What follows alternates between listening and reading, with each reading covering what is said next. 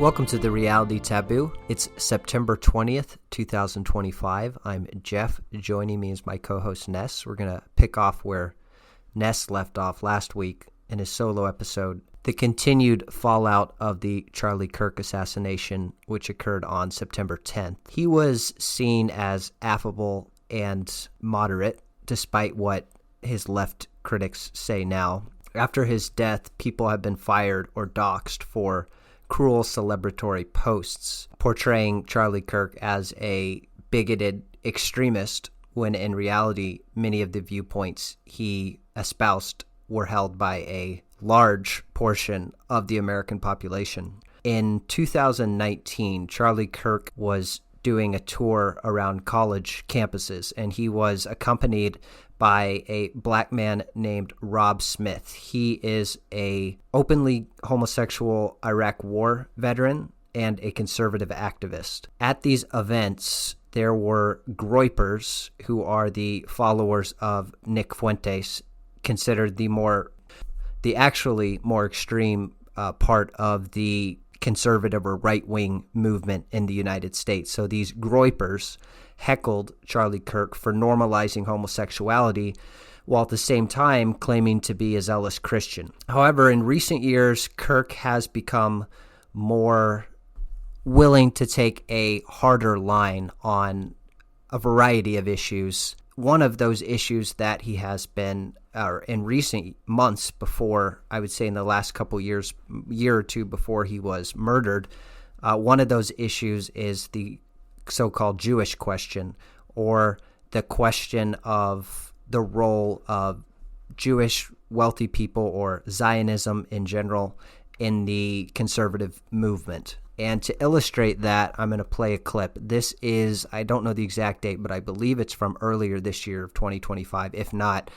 it would have been late 2024. Jewish communities have been pushing the exact kind of hatred against whites that they claim to want people to stop using against them. Now, I don't like generalizations. Not every Jewish person believes that. But it is true, the Anti-Defamation League was part and parcel with Black Lives Matter. It is true that some of the largest financiers of left-wing anti-white causes have been Jewish Americans. They went all in on woke, and it wasn't just ADL. It was some of the top Jewish organizations in the country that have done that. In fact, we have seen this with the recent retreat of Jewish donations that are no longer going to be administered to colleges, right? Mark Rowan, Leon Kopperman. Can we get that full list? It's very powerful. The part of the so that's totally true. And by the way, Tucker Carlson reinforces this. So I'm going to it was quite a day on the internet. Tucker Carlson was interviewing Candace Owens. We have Candace Owens coming up next hour.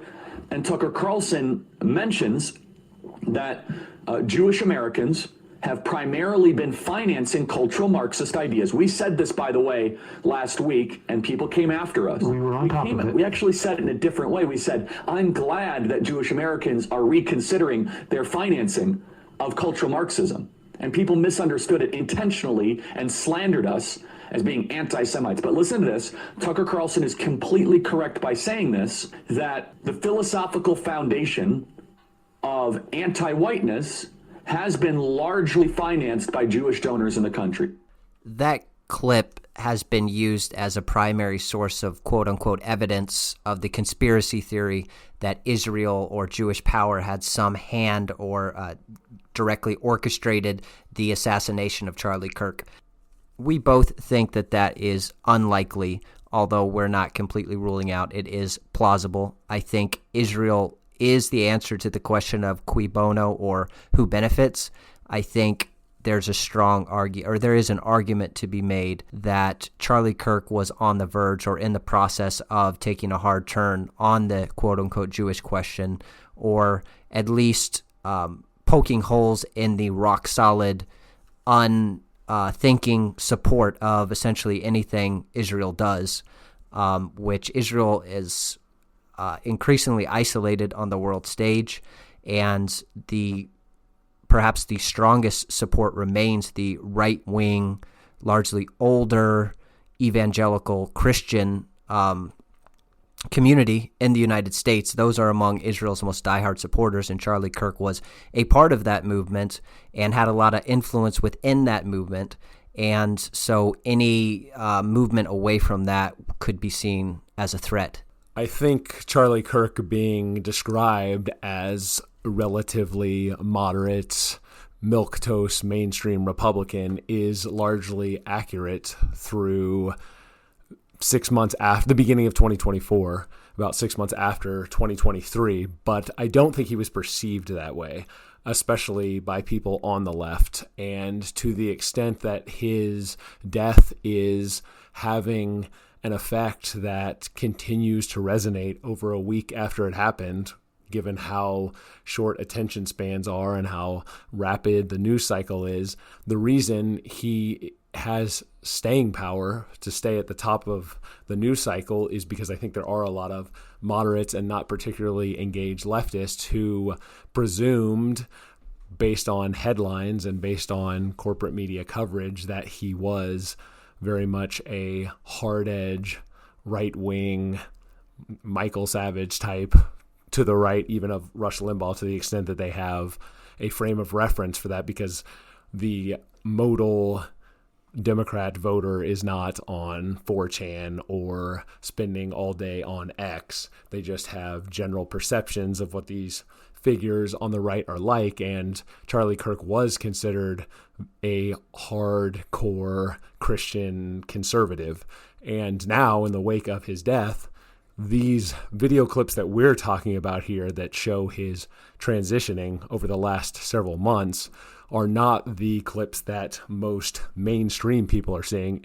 They're seeing the activities that he partook in at college campuses, where he engages in good faith, good-natured, magnanimous conversations with idealistic 18, 19, 20-year-olds, and many of them are coming to the conclusion that he was not, in fact, very radical or very extreme.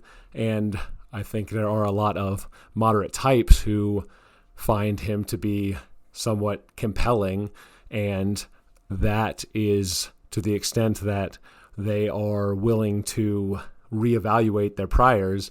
The reason that he is finding mainstream acceptance and tragedy in the wake of what happened to him is because a lot of people who assumed that he was extreme are finding out that he really wasn't that extreme. As far as the potential Mossad Israeli involvement in Charlie Kirk's assassination, as I articulated last week, I am agnostic and find it unlikely, but not totally beyond the realm of possibility.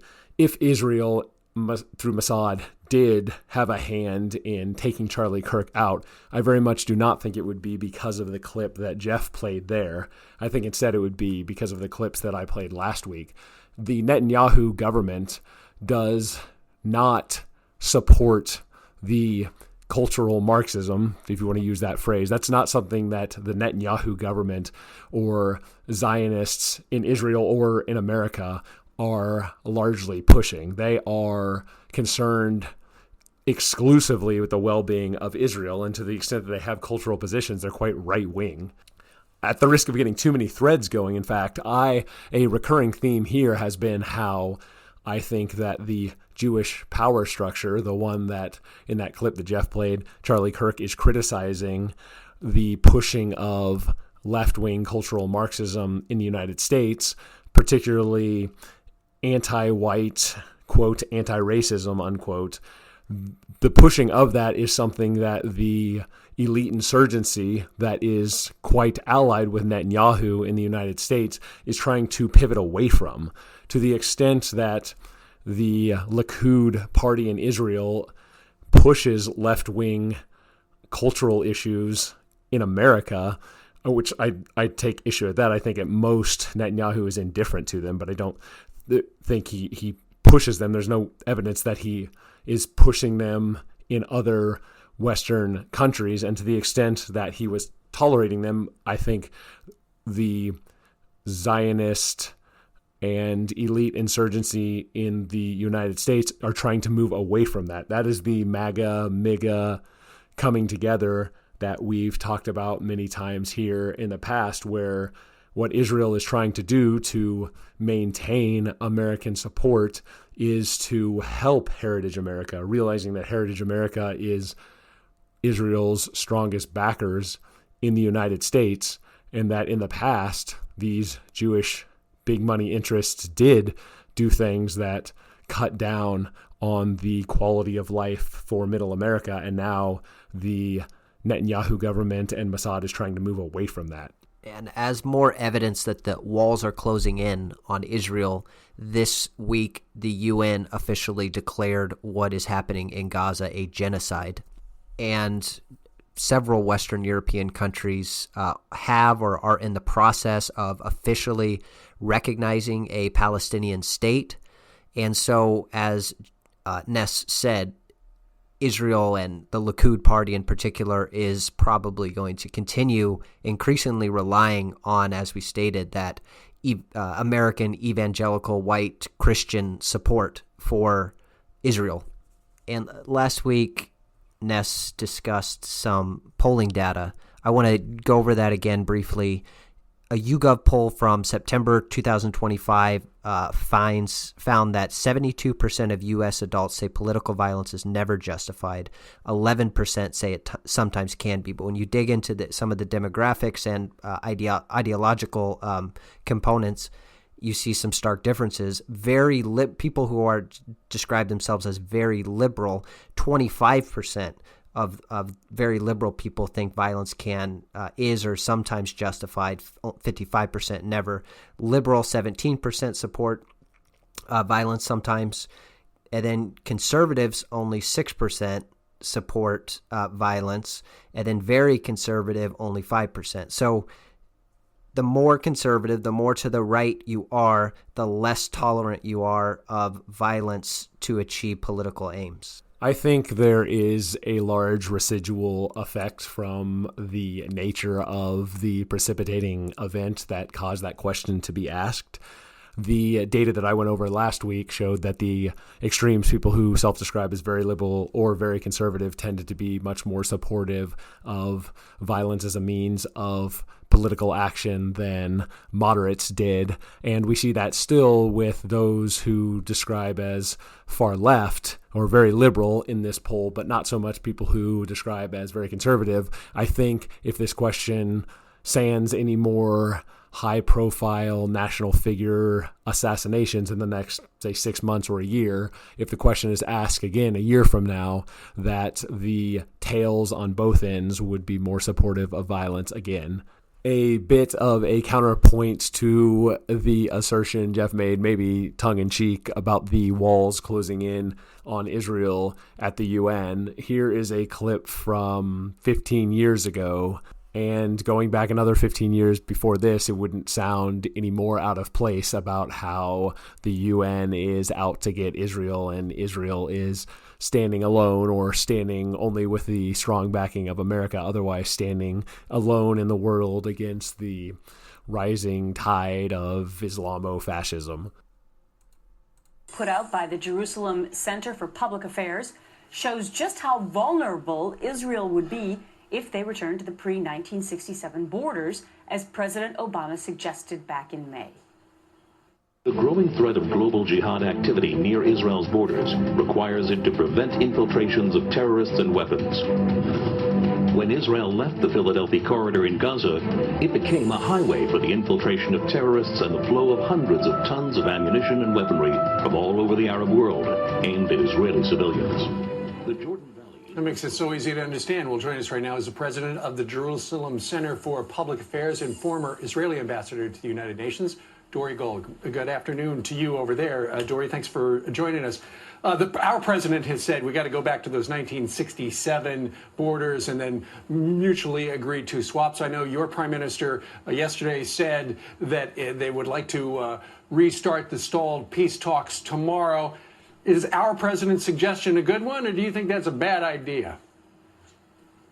Well, all I can tell you is we also conducted a poll at the Jerusalem Center for Public Affairs of Israeli public opinion, and we found, using Dachaf, Israel's largest pollster, that 77% of Israelis oppose a withdrawal to the 1967 lines for very good reasons. Because Israel, with the West Bank, is only 44 miles wide. You take away the West Bank completely, and you push us back to the 67 lines, Israel is only 8 miles wide and is basically indefensible. Sure. So what did the Prime Minister of Israel, Netanyahu, say to you after he met with President Obama? Because they had a meeting. Remember, I know you know better than anyone, that the president here in this country said that about going back to the 1967 borders before he was meeting with Netanyahu. So what was his reaction? Well, the United States and Israel have a very close relationship. And we have, frankly, our differences over this issue of the 67 lines. When the United Nations Security Council dealt with this issue after the Six-Day War 44 years ago, it never said Israel had to fully withdraw to the 67 lines. It talked about secure and recognized boundaries. And that's what Israel hopes to achieve in negotiations with the Palestinians. Dory Gold, I have to ask you, Ambassador, about what you think about one of your neighbors on your border, and that is Syria, with the Golan Heights between you. President Assad yesterday must have at some level green-lighted the storming of our embassy over there, trying to teach, I guess, our ambassador a lesson for supporting by showing up with the protesters. Do you want to see, does the state of Israel like to see Assad ousted from power? Well, that's an internal decision of the Syrian people, but certainly Israel has no love of Bashar Assad. He's completely in the camp of Iran, and in fact, the people who are now attacking the Syrian population are being directed by Iranian Revolutionary Guards who are stationed on Syrian soil. Had Israel come down from the Golan Heights, we would have had the Iranians, as well as the Syrians, next to the Sea of Galilee. It's good that we have defensible borders vis-a-vis Syria and defensible borders to our east. The pre-67 borders, for reference, are the borders that Israel had before it annexed the Gaza Strip and the West Bank. And so outside the mention of Barack Obama as the American president, that doesn't sound much different than anything that would have been heard in the Trump administration or the Biden administration or the second Trump administration outside of October 7th happening and the escalation of that. But as far as the antagonism that Israel had for the UN and for the late Syrian regime, the Alawite regime of Bashar al-Assad, all of that is not something that is new. Israel, outside of the United States, has been standing against much of the rest of the UN for decades, for generations now, really since 1967 or 1973. I think the reason, to the extent that the walls are closing in, or at least that tensions and the position of Israel is becoming more precarious, is because the United States is receding in terms of its ability to project power globally, and the rest of the UN conglomeration is correspondingly rising in power. And so that is where the threat to Israel comes. It's always been standing with just the United States beside it, but the United States isn't able to stand as strong as it used to. I am convinced by that, Ness, that that Israel, as far as Charlie Kirk goes, they would not care as much about the clip I just played earlier about Charlie Kirk pointing out that Jewish donors are behind pushing a lot of the anti-white woke stuff. They're less, the Zionists are less concerned about that than Charlie Kirk questioning October 7th and questioning the competency or moral righteousness of Israel, and correspondingly, at least implicitly, questioning whether the United States should continue to provide military aid to Israel. That is much more threatening, and I think it's even more threatening because Charlie Kirk had, as we've seen in the week and a half since his assassination, resonated very deeply with primarily young white conservatives, and so that is the next generation that Israel is going to have to rely on to keep the military aid from the United States flowing to Israel. But again, I want to at least make my view clear. I do not think Israel was behind the assassination of Charlie Kirk. So next topic regarding the fallout from the Charlie Kirk assassination. Earlier this week, Jimmy Kimmel was suspended. It's really not clear what the status is on his ABC late night show. He's on a temporary suspension. Maybe he'll come back. Maybe it's permanent. So I want to. It's interesting. Jimmy Kimmel, as far as I know, got his start. His first mainstream exposure was with the show called The Man Show, which ran from 1999 to 2004, and that was kind of the earlier form of what we call bro culture, maybe the kind of in line with Joe Rogan or Theo Von, that kind of thing. It was certainly objectification of women, and very clearly the left, the people who are now defending Jimmy Kimmel and upholding as a martyr, they would certainly describe The Man Show as misogynistic. And then also in the 1990s, on The Man Show as well, Kimmel wore blackface to impersonate figures like NBA star Karl Malone. He did other past impressions of black celebrities using makeup and exaggerated accents. These resurfaced, as they say, in June 2020 in the midst of the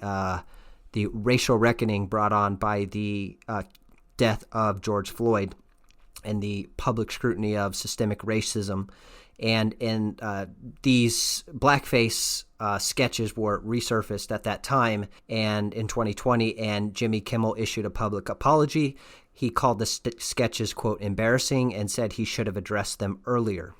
But for whatever reason, he was not canceled at that time, and he was allowed to continue. And then fast forward to September 15th, so a few days after Charlie Kirk's assassination, Kimmel gave a monologue. We hit some new lows over the weekend with the MAGA gang desperately trying to characterize this kid who murdered Charlie Kirk as anything other than one of them and doing everything they can to score political points from it. In between the finger pointing, there was grieving. On Friday, the White House flew the flags at half-staff, which got some criticism. But on a human level, you can see how hard the president is taking this. My condolences on the loss of your friend Charlie Kirk. May I ask, sir, personally, how are you holding up over the last day and a half, sir? I think very good. And by the way, right there, you see all the trucks?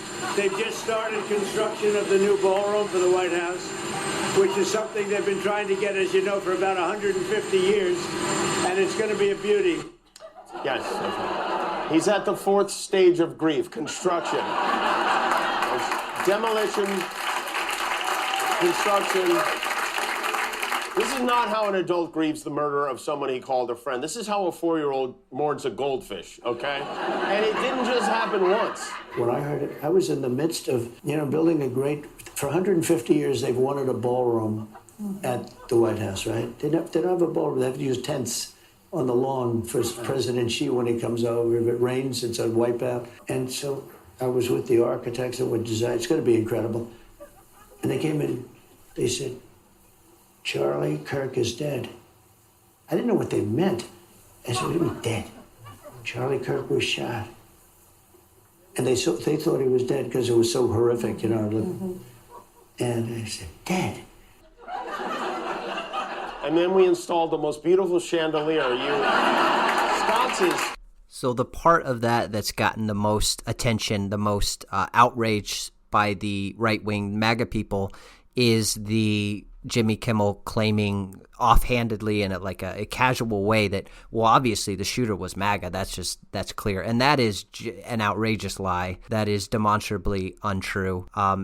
He was not in any way MAGA. Now, it is true that his family, his parents were apparently conservative Mormons and Trump supporters. But I think that really kind of almost proves the MAGA point that even a child from a traditional right-wing conservative upbringing can be taken in by this, what the right would call a far-left radical ideology. But we're going to get into the free speech aspect of this, and perhaps I'll be mocked in some way.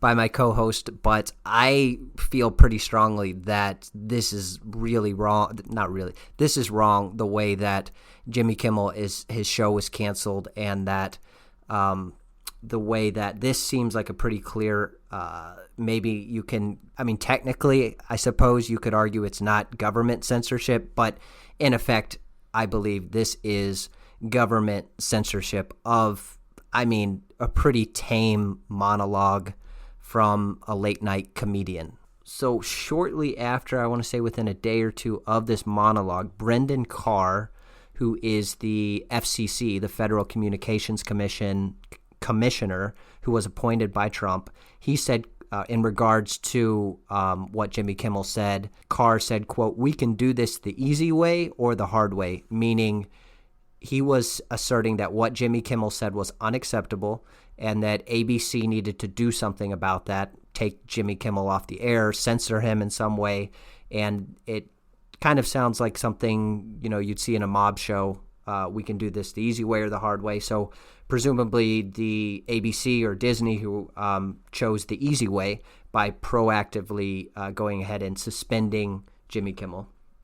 And there is apparently some of the local affiliates like Nexstar, I don't know all the details, but they are in the middle of trying to do a merger, and the Trump administration can make that merger a lot more difficult than it needs to be. And so the not so subtle implication is that from the FCC commissioner is that if you don't suspend Jimmy Kimmel, then maybe these other things you want approval for from the federal government, they won't be so easy. On the same topic of free speech and the First Amendment, Pamela Bondi, the Attorney General of the United States, put out a statement this week as well. Quote, "Hate speech that crosses the line into threats of violence is not protected by the First Amendment. It's a crime. For far too long, we've watched the radical left normalize threats, call for assassinations, and cheer on political violence. That era is over." So I believe this statement came shortly after she was on a podcast with Stephen Miller's wife, and Pamela Bondi essentially said the same thing that the left has been saying, that the First Amendment does not protect hate speech. And it is kind of head-scratching that an attorney of someone of Pamela Bondi's stature would claim that the First Amendment doesn't protect hate speech. It certainly does protect hate speech. It does not protect imminent incitement to violence. But again, the problem with saying that hate speech, one of the many problems with saying hate speech is not protected by the First Amendment is, of course, who defines what hate speech is. And I certainly understand the more Machiavellian interest over principles argument that it's naive to stand up for free speech as a principle. I will continue to stand by it. I really feel that strongly about free speech that I would oppose what Pamela Bondi said and what happened with Jimmy Kimmel. One of the reasons I take that principle of the First Amendment and protecting free speech is that this same principle, this same abuse of free speech will certainly be used by the left to go after conservatives. Again, the counter-argument to that, I suppose, is that they've already been doing that. So the argument in favor of what Trump is doing and the Trump administration is doing is the left is already going to use that hate speech argument against the right. They've already been doing it. They're going to continue to do it regardless of what Trump does. If he were to take a principled stand on free speech, that would not change the cynical exploitation of free speech against the right whenever the left gets power. And I agree with that.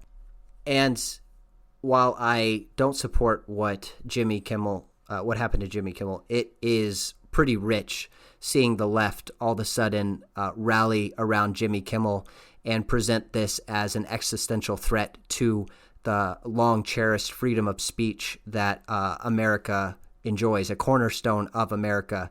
And this is rich because we just went through so many examples of blatant violations of the First Amendment during at least since 2020. We could go back further and find examples, but I'm just going to limit it to 2020. One of the examples, of course, is the Hunter Biden laptop story that was censored blatantly by organizations, entities like Facebook, even though, and then, of course, you had the infamous letter signed by numerous intelligence agencies that it had all the hallmarks of Russian disinformation, and liberals were happy that that was censored.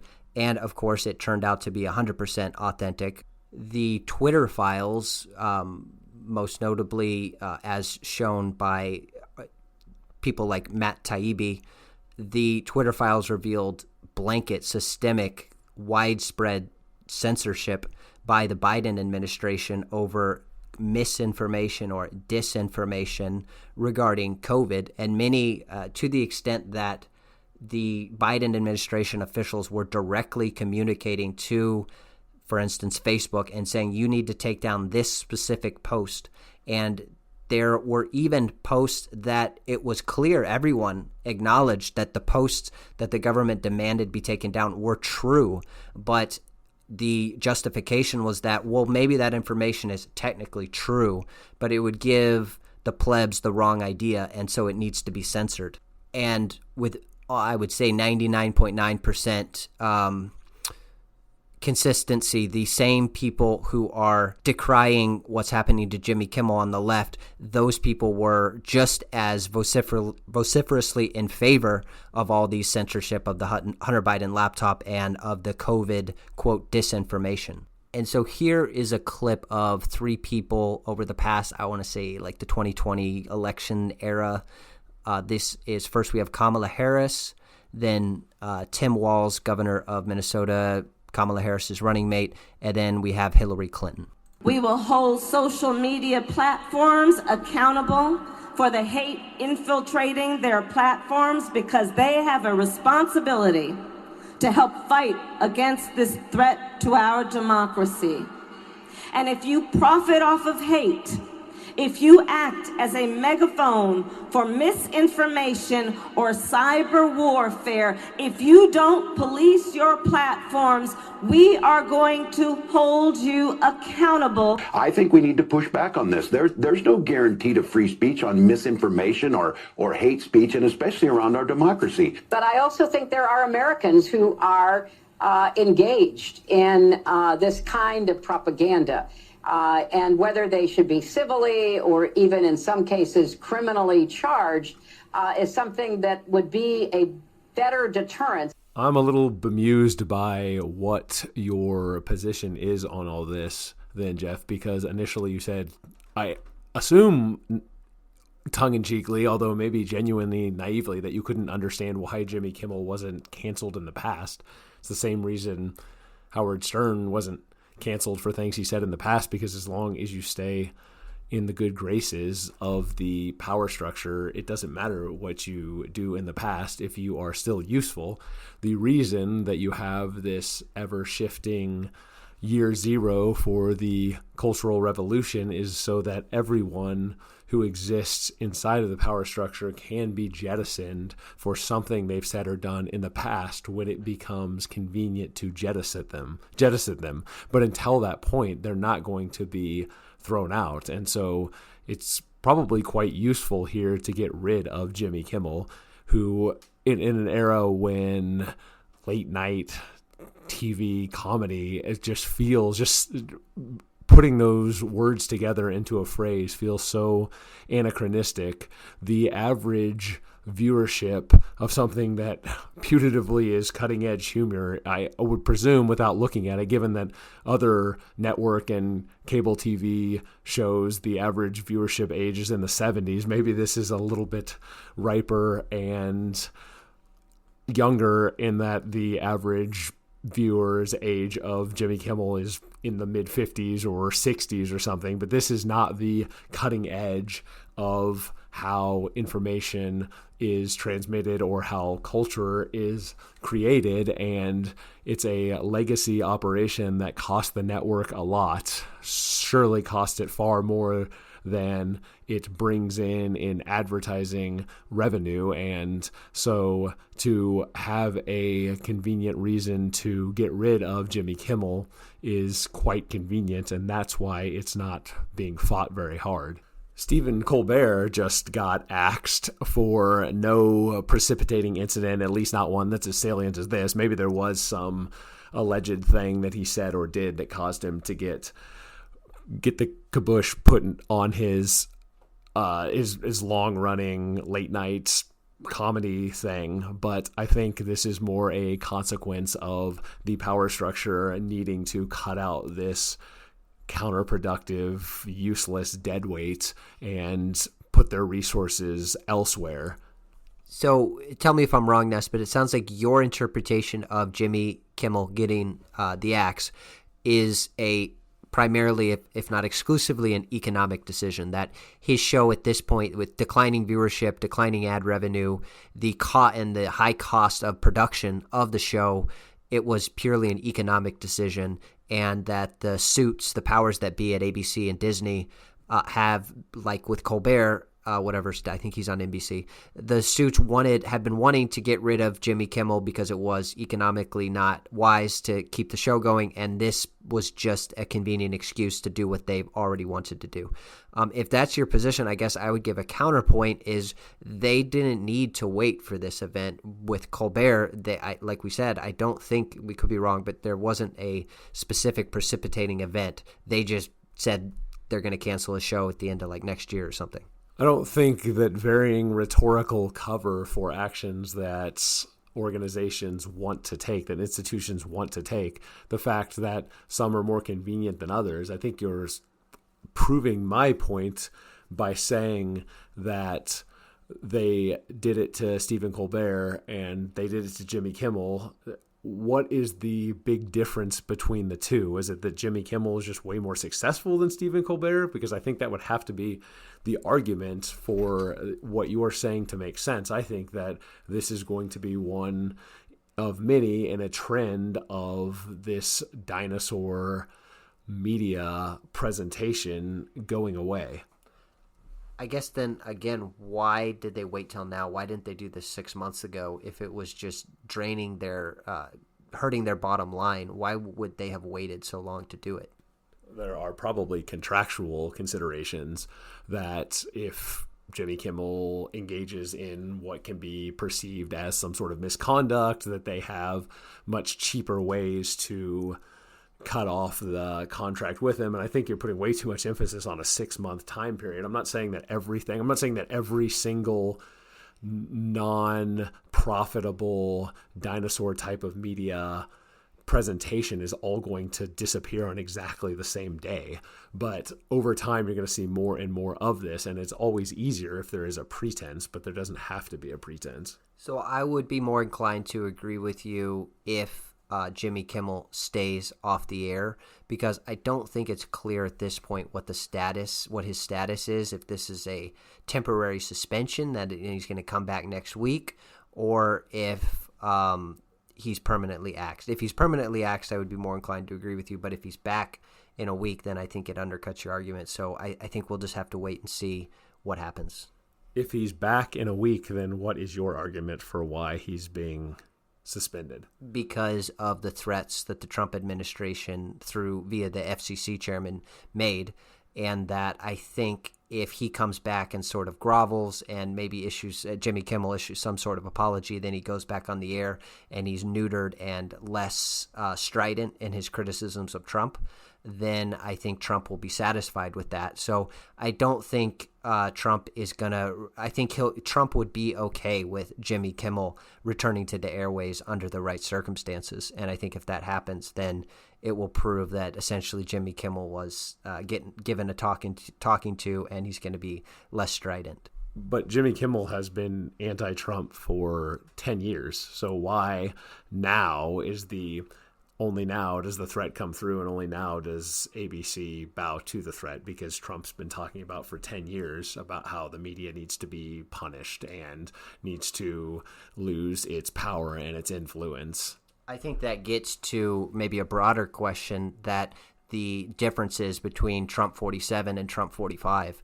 I think Trump 47 is much more competent, much more willing to wield power in a perhaps a cynical or unprincipled way, essentially willing to wield state power to punish enemies. Now, I would say that Trump has I think Trump has been changed a lot with the assassination attempt, with the lawfare that has been waged against him since 2020. So I think has more hatred of his enemies, and he perhaps thought in Trump 45 that he could make peace with them. But at this point, he is, and again, I think that he also has more competent people around him. If Jimmy Kimmel returns to the airways in a week, then I think that undercuts the idea that you put forward that the Trump administration realizes what they're up against and that they can't work with the corporate media. If they issue this threat, veiled or otherwise, and ABC responds without thinking it through and then gathers itself and decides actually that threat isn't that meaningful and they can bring him back on the air anyway, and then the FCC and the Trump administration allow him to remain on the air, then it seems like they haven't learned anything, that they're just empty threats. You could look at it as really a rhetorical back and forth where the Trump administration through the FCC threatens something and ABC, or pretends to threaten something, and ABC pretends to respond, and then you go back to the status quo ante a week later. I don't think that proves that anything's changed if that's how things play out.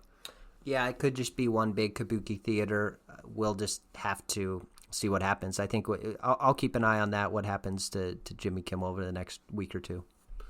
I would be remiss, too, if I didn't balk a little bit at the idea that the Constitution protects free speech, or that the Constitution protects a lot of the liberties that it at least textually seems to protect. I think you could make that argument that ship sailed, if not in the 90s with Ruby Ridge and Waco, then how about in the mid-19th century? Where in the Constitution is it proscribed for states to secede from the union that they voluntarily joined? I think we're centuries at this point away from any serious idea of the Constitution on its own, words on parchment protecting anyone from anything. It is the discretion of the power structure that uses the Constitution as it sees fit and permits some things that are constitutionally protected to be protected because it's convenient for them. But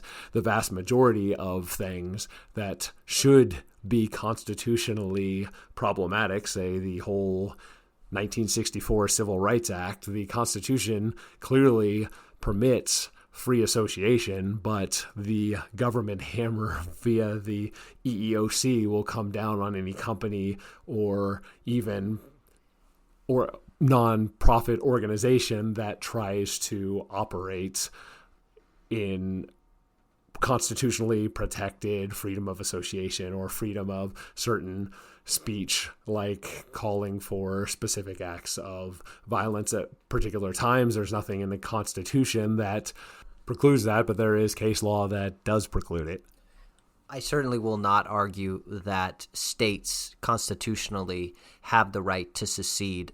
That is, I think, very clear from a close study of the Constitutional Convention and all of the events in 1789 leading up to the ratification of the Constitution, and then the rich discourse and philosophy of people like John C. Calhoun, who laid out the clear, elegant case for why states have the right to secede. Interestingly, you'll hear it really by the right and the left, that maybe there was a question of, before the Civil War, there was a question of whether states have the right to secede, but that issue was decided by the Civil War, meaning that at the end of the day, violence decided the proper interpretation of the Constitution, which I suppose is in line with today, where people on the left are willing to use violence to achieve political ends. Not just people on the left. This is the question. This is the essence of the issues that we're talking about here, because the reality of power dynamics is that to a significant extent, violence did settle the question, the wielding of power more precisely, because it doesn't have to just be direct violence. It can be other things, like, say, what the AG is trying to do, or what the Trump administration might be trying to do here, in terms of, as I talked about last week, using this as a pretense for a Red Caesar moment, an authoritarian moment, to crack down on its enemies, because that is the purpose of power, and that is how we've seen power wielded even in this constitutional republic that is the putative envy of the world for all the constitutional protections that it provides. And yet we're centuries into a point in time, if we ever had anything otherwise. And I'd be idealizing it a little bit, but I think the American experiment ran, and it was a beautiful thing, from about 1790 to around 1860. And that was a few generations of something resembling a serious constitutional republic, but that is long gone now, and the name of the game now is seizing power and using it, or allowing your enemies to use it against you, and that there really is no other option. Getting back to the left being, at least in polls, showing the left is more comfortable with using violence to achieve political ends, I would argue that part of that, certainly not all of it, or maybe not even a majority, but part of that is due to rhetoric by people on the left about Trump being a threat to democracy. So on that point, I looked back at some of the statements that President Biden made between I don't know how many statements Biden actually made, but his handlers made statements between 2022 and 2024, repeatedly labeling Donald Trump and the MAGA movement as a threat to democracy, to freedom, to the nation's soul. So a few examples that are illustrative of this. Quote, this is from June 28, 2024. Quote, Donald Trump is the greatest threat to our democracy. This one from December 20th, 2023. Quote, Trump poses many threats, but the greatest threat he poses is to our democracy. If we lose that, we lose everything. I don't think it's a far leap from that kind of rhetoric to explaining why people would feel it's justified in trying to assassinate Trump, which happened twice that we know of in 2024, and then similar justification for assassinating Charlie Kirk. If Donald Trump and his associated supporters, the people that enable Donald Trump, such as Charlie Kirk, if allowing them to continue to wield power is a threat to democracy, then it's not that hard to see why it would be justified in assassinating those threats to democracy for the greater good. Another thing I believe that this Kirk assassination has revealed is the pretty dramatic shift in the zeitgeist over the past year or two. I would argue that transgender activism is losing cultural momentum. The right wing is increasingly willing to wield state power more unapologetically. And Ness talked about the parallels between what the Trump administration is doing now and the various crises during the Roman Republic and Roman Empire, in which Romans seized opportunities after coups and assassinations to consolidate power. And the same idea, which has ancient roots, is more contemporaneously expressed with the maxim, quote, never let a good crisis go to waste. And this phrase was popularized by Rahm Emanuel, who was Barack Obama's chief of staff. He said that after the 2008 financial crisis. I think it's widely acknowledged that one of the most effective political campaign ads during the 2024 election cycle was the Kamala Harris is for they, them, Trump is for you, essentially saying that the left and Kamala Harris are obsessed with these bizarre theories on transgenderism, and they want boys to be able to compete in sports with your daughter. And the Trump administration was, I think, able to use that as a wedge issue. I don't think Trump really cares that much about the transgender issue, just like he doesn't seem to have any issues with gay people or is not opposed to gay marriage. I don't think he really cares about the transgender issue, but Trump is certainly not shy about recognizing that his base really does care about the transgender issue, and he has no problem using that to direct and siphon the energy around that issue and direct it towards things that Trump really does care about. And so I think this is perhaps an example. When you see, I think Trump really does hate the media. He really is happy to wield power to go after them and to destroy the fake news media, as he would call it. And I think he is these issues kind of show that he is using that, I would say, animus that his base has towards transgenderism. He's using that and siphoning it to allow him to go after his real enemies in the fake news media. Donald Trump Jr. on September 17th, 2025, he posted a Twitter X poll asking what the, quote, greatest domestic terror threat facing America is, and there were three options: Antifa, Trantifa, and they're the same thing. So I was not aware of the term Trantifa, but it's a portmanteau used to conflate two terms.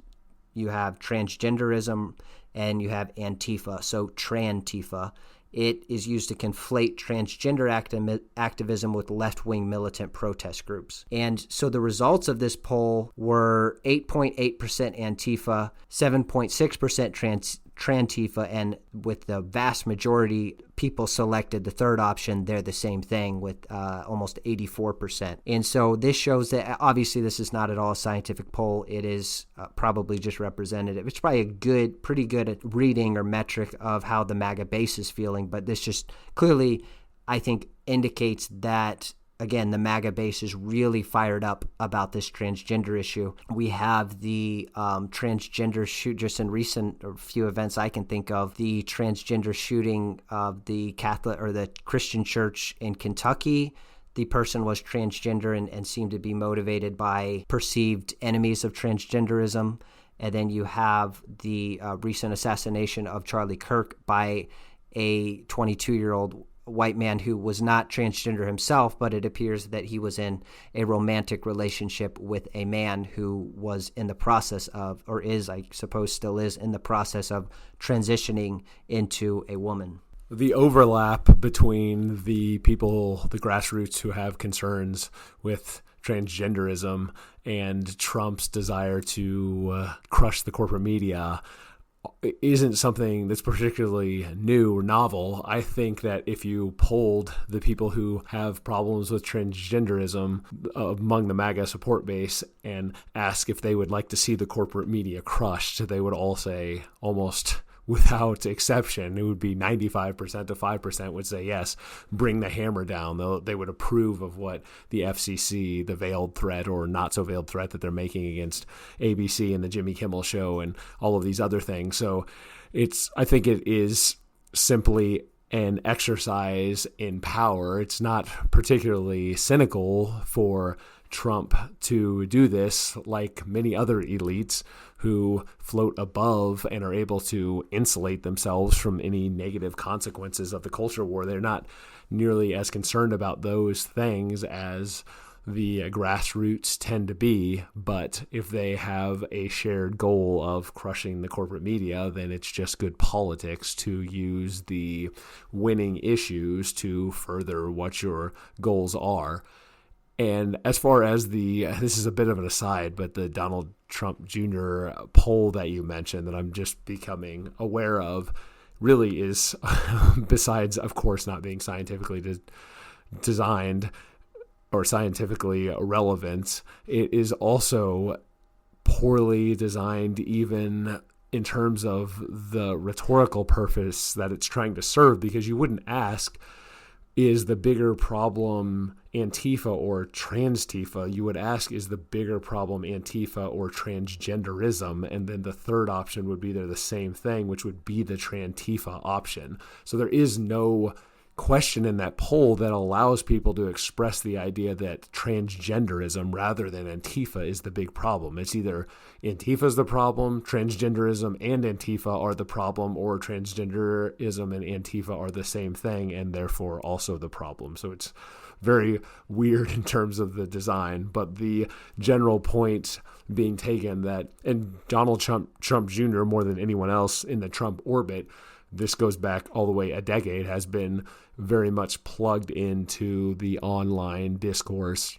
Donald Trump Jr. has been the conduit to the Trump administration, and as Jeff mentioned, not recording, that Barron Trump is probably succeeding his older brother in that regard, because this dovetails to what we were talking about earlier with the geriatric nature of the Jimmy Kimmel show and the Stephen Colbert show.